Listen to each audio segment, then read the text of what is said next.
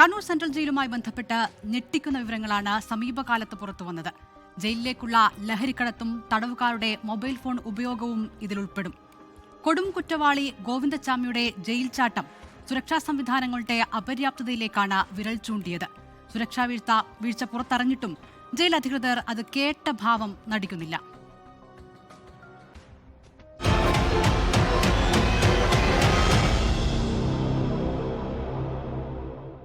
TP case പ്രതികൾ ഉൾപ്പെടെ രാഷ്ട്രീയ തടവുകാർക്ക് ലഭിക്കുന്ന സുഖവാസം മുതൽ ഗോവിന്ദച്ചാമിയുടെ ജയിൽ ചാട്ടവും ജയിലിനകത്തെ ഫോൺ ഉപയോഗവും ലഹരി ഇടപാടുകളും അടക്കം എന്തൊക്കെയാണ് കണ്ണൂർ സെൻട്രൽ ജയിലിൽ സംഭവിച്ചുകൊണ്ടിരിക്കുന്നത്?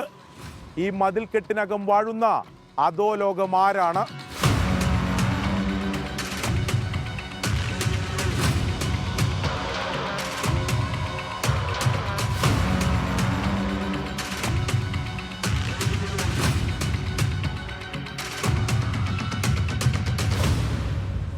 അധോലോക സംഘങ്ങൾ വാഴുന്ന കണ്ണൂർ സെൻട്രൽ ജയിൽ എന്ന് വെറുതെ പറയുന്നതല്ല.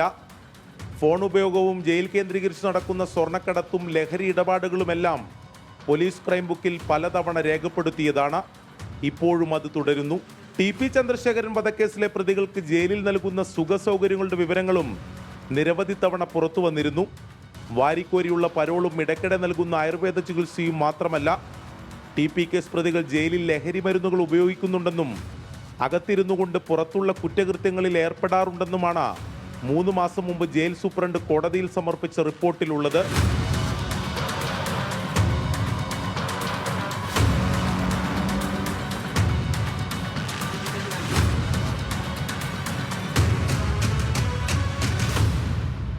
കണ്ണൂർ സെൻട്രൽ ജയിലിലേക്ക് മൊബൈൽ ഫോണുകളും ലഹരി മരുന്നുകളും കടത്തുന്നതുമായി ബന്ധപ്പെട്ട് നിർണായകമായിട്ടുള്ള ചില വിവരങ്ങൾ പോലീസിന് ലഭിച്ചത് ഈ അടുത്താണ്.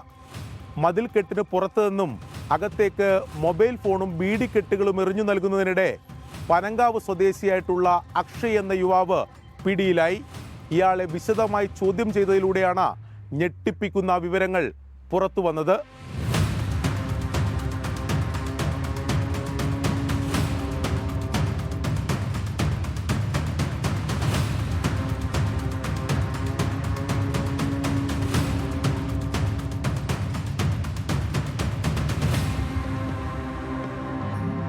കണ്ണൂർ സെൻട്രൽ ജയിലിലേക്കുള്ള കടത്തിന് പുറത്ത് പ്രത്യേക സംഘം പ്രവർത്തിക്കുന്നുണ്ടെന്നാണ് അക്ഷയുടെ മൊഴി.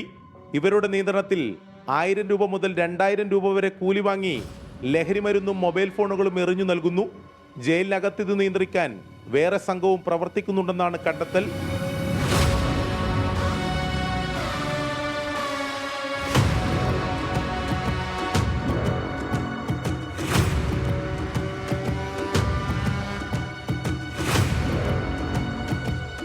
ഗോവിന്ദച്ചാമി എന്ന കൊടും ക്രിമിനൽ ജയിൽ ചാടിയതുമായി ബന്ധപ്പെട്ട അന്വേഷണം ഇപ്പോഴും നടന്നു വരികയാണ്.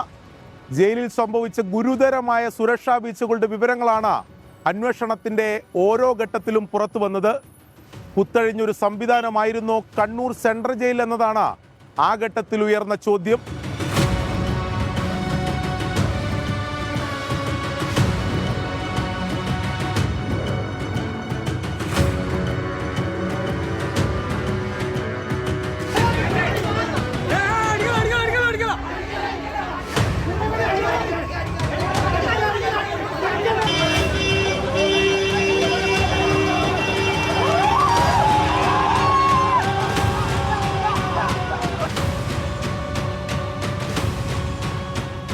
ഗോവിന്ദച്ചാമിയുടെ ജയിൽ ചാട്ടത്തിന് ശേഷമാണ് സെല്ലുകളിൽ പരിശോധന ശക്തമാക്കിയത്.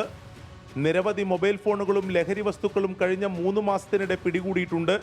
എന്നാൽ ജയിലിൽ ഫോൺ ഉപയോഗം ഇപ്പോഴും ഉണ്ടെന്ന് തെളിയിക്കുന്നതാണ് കഴിഞ്ഞ ദിവസം പുറത്തു വന്ന കാപ്പ കേസ് പ്രതിയുടെ ഫോൺ സംഭാഷണം. ജയിലിലെ ലഹരി ഇടപാടിനുള്ള പണത്തിനായി ഭാര്യയാണ് തൃശൂർ സ്വദേശി ഗോപകുമാർ ജയിലിൽ നിന്ന് വിളിച്ചു ഭീഷണിപ്പെടുത്തിയത്. എല്ലാത്തിനുള്ള ഉത്തരം നാളെ ഈ നേരം ഞാൻ അവിടെ ഉണ്ടാവും. അയ്യോ ആയിക്കോട്ടെ, ആലോചിച്ചോ എന്നെ ഇറക്കാണ്ടിരിക്കാനും എന്നെ മാക്സിമം ഇറക്കാണ്ടിരിക്കാനും എല്ലാ കളിയും കളിച്ചില്ലേ? എന്ത് കളി? എല്ലാ കളി ഞാൻ വന്നിട്ട് ഞാൻ പറഞ്ഞുതരാം. എന്ത് കളിയാ? എന്നെ ഇറക്കാണ്ടിരിക്കാനുള്ള എല്ലാ കളിയും കളിച്ചില്ലേ? എവിടെയാണ്? എന്റെ അച്ഛനാണോ മജിസ്ട്രേറ്റ്?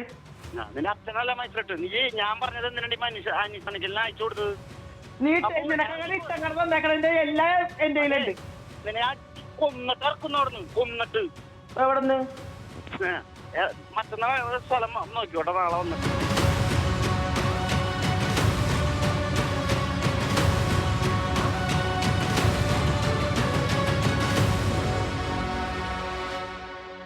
ചരിത്രത്തിൽ കൂടി പ്രാധാന്യമുള്ള ജയിലാണ് കണ്ണൂർ സെൻട്രൽ ജയിൽ. എന്നാൽ അതൊരു വിവാദ ജയിലായി മാറുന്നത് നിശ്ചയമായും നമ്മുടെ സംവിധാനങ്ങളുടെ വീഴ്ച കൊണ്ടാണ്. ജയിലുകളിലെ സാഹചര്യം പഠിക്കാൻ സർക്കാർ നിയോഗിച്ച പ്രത്യേക സമിതി കണ്ണൂർ സെൻട്രൽ ജയിലിൽ പരിശോധന നടത്തിയ ശേഷം പറഞ്ഞത് ഈ ജയിലിൽ അടിയന്തരമായ ചില മാറ്റങ്ങൾ ഉണ്ടാവണമെന്നാണ്. അതുതന്നെയാണ് ഞങ്ങൾക്കും പറയാനുള്ളത്.